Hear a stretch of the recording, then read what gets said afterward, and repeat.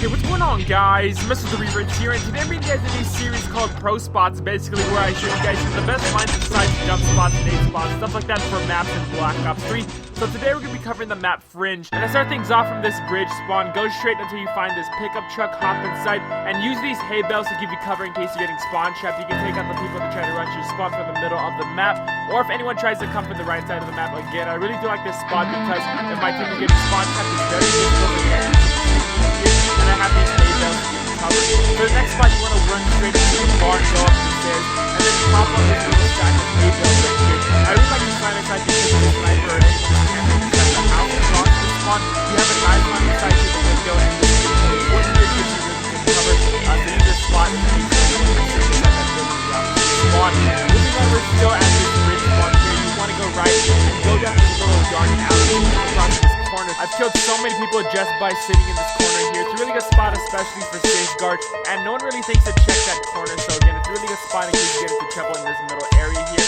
And for another spot, it's in the same alley, but you're going to want to hop on this yellow canister here, and you have a really good line of sight on the players that might rush you from the repairs building here. You can watch the window and the door, and if you get caught, you can go through the corners where I just showed you guys, giving you guys some good cover. Again, no one really thinks to check that corner, so I really do like those two spots on the side of the map. So next up, I have a really nice line of sight that is so helpful for search and destroy. So first off, make sure you plant at the A-bomb and try to plant as far away as possible, and then once you've done that, rotate over to the small yard of wood here, jump up on this fence and inch your way until your body is touching this building, and you have a really good line of sight on the place where you planted the bomb. I guarantee no one is going to check for you up there, but if someone is defusing the bomb and they happen to see you, this utility pole does give you some cover, but it's definitely not the best, so make sure you get the drop on them. But again, that's a really good spot when you're playing SMG, but make sure you plant the A-bomb as far away as possible so you can get even some defuses.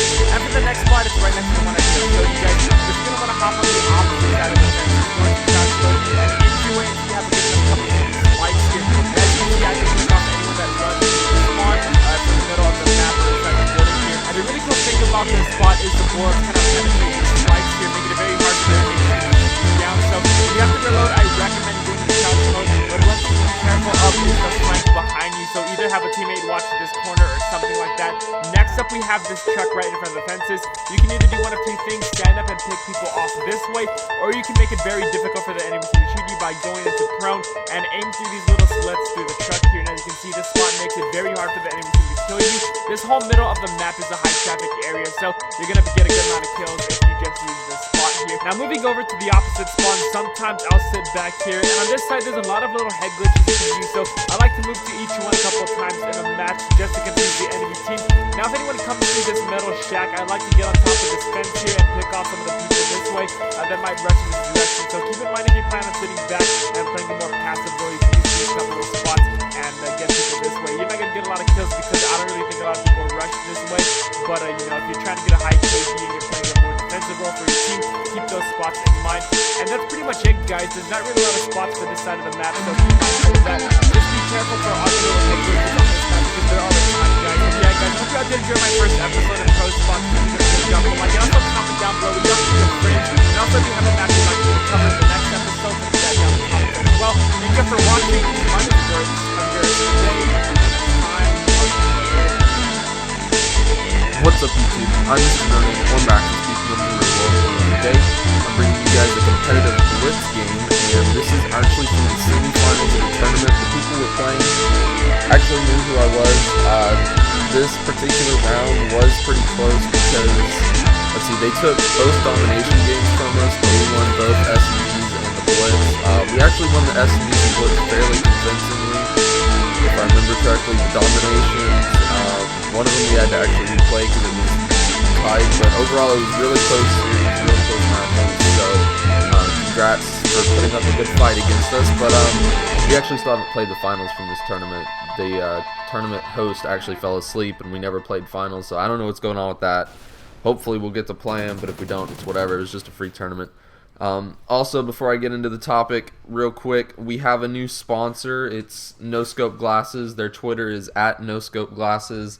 The affiliate link that we now have, I'll put it in annotation and it's in the description. And if you guys go there and purchase any of their products using our link, it will help us out a little bit by giving us a small commission, and we'll use that money to help enter tournaments, design GFX, design jerseys, stuff like that. So if you guys would do that, that'd be greatly appreciated. So getting into the topic today, and it's basically everything on how to practice properly. And this is kind of weird. You think, oh, well, everybody knows how to practice. Well, there are a few things that some people don't get all the time, and there's 4 main categories here. I'm going to go over the basics, and then specifically scrimming, and then GBs, and then tournaments. So the basics, the first thing is the proper mindset. So when you are trying to practice, you've got to go in with the mindset of that you're trying to improve.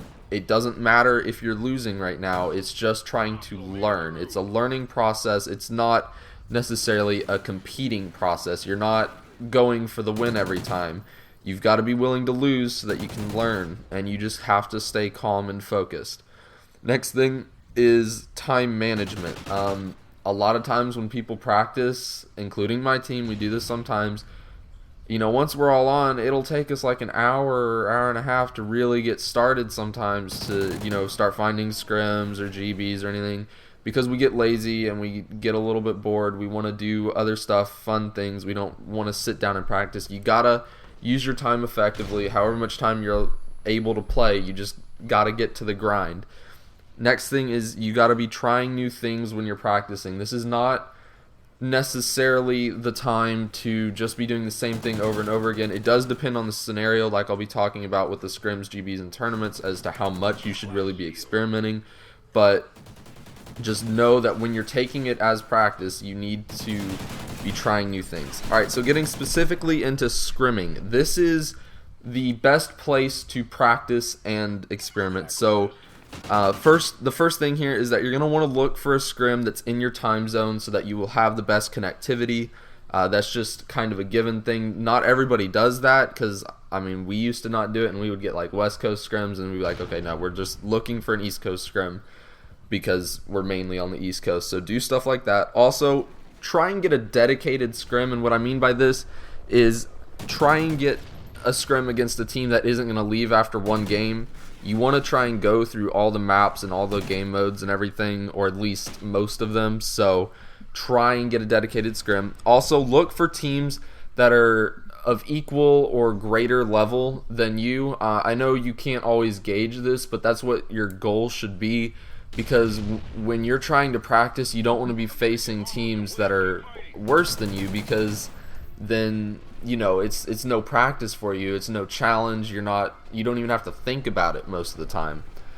Also, remember, this is the time to experiment, try new strategies, try crazy things. Because scrims don't really matter. Nobody should be judging you off of it. I know some people do, but nobody should be. Also, make sure you get in your worst maps in the scrims. This is something that we do, although there's still this one map that we always try and skip over in scrims, and that's Octane Dom. We just hate that map so much, but you gotta try and play your worst maps. It's just something that's very, very important in scrims. You gotta get them down. Next thing is, don't waste time. Have everybody looking for a scrim on your team, because sometimes scrims take a while to find, and that wastes so much time. Just everybody go on Twitter, go on the MLG forums, and start looking for a scrim. And then as soon as you get one, invite them and get it going. Don't waste 45 minutes looking for a scrim. Next, never get mad in a scrim.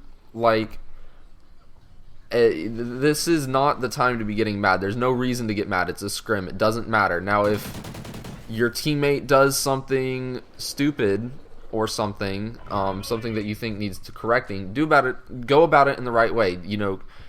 Give them constructive criticism. Don't be tearing them down. You just gotta tell them what they're doing and be like, okay, this is what I think you should be doing. Can you try this next round or next side or next game, whatever it is. Also, never judge anyone based solely on a scrim. The other team, don't be saying, oh my gosh, these kids are awful or whatever from a scrim.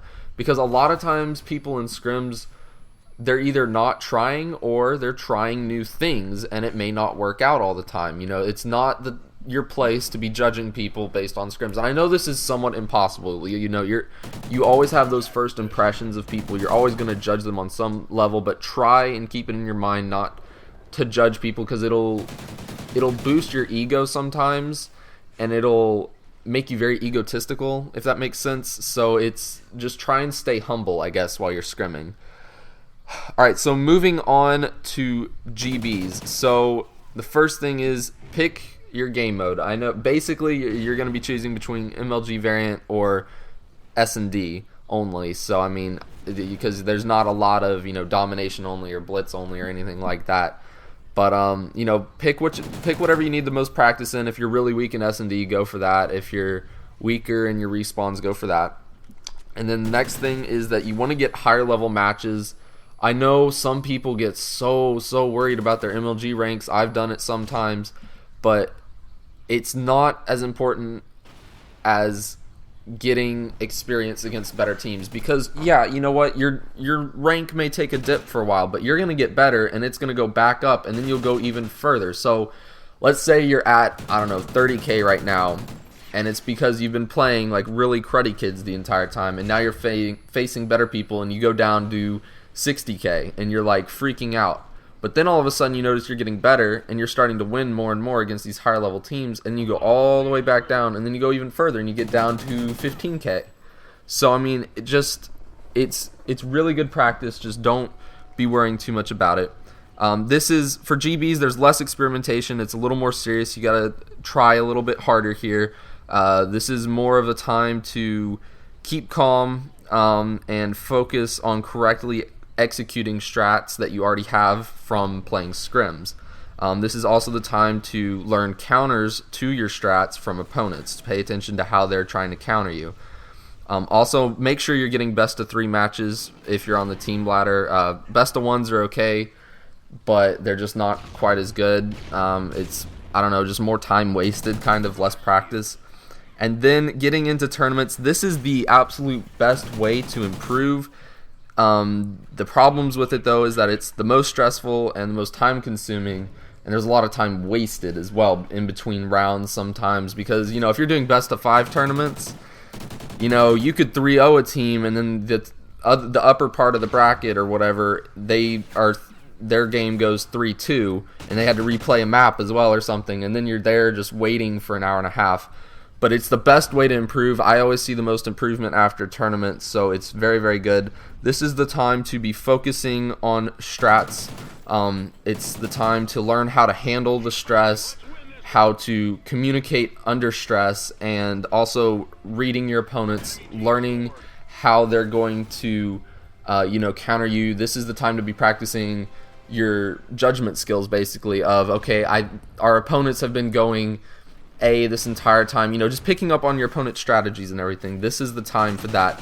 So those are the basics of practice, guys. I hope that this helped somewhat. So as you guys can see, we're coming to the end of this video. If you enjoyed it, then please like, comment, and or subscribe. If you didn't, then let me know what I can do better next time. Constructive criticism goes a long way, guys. Until next time, everybody, peace out.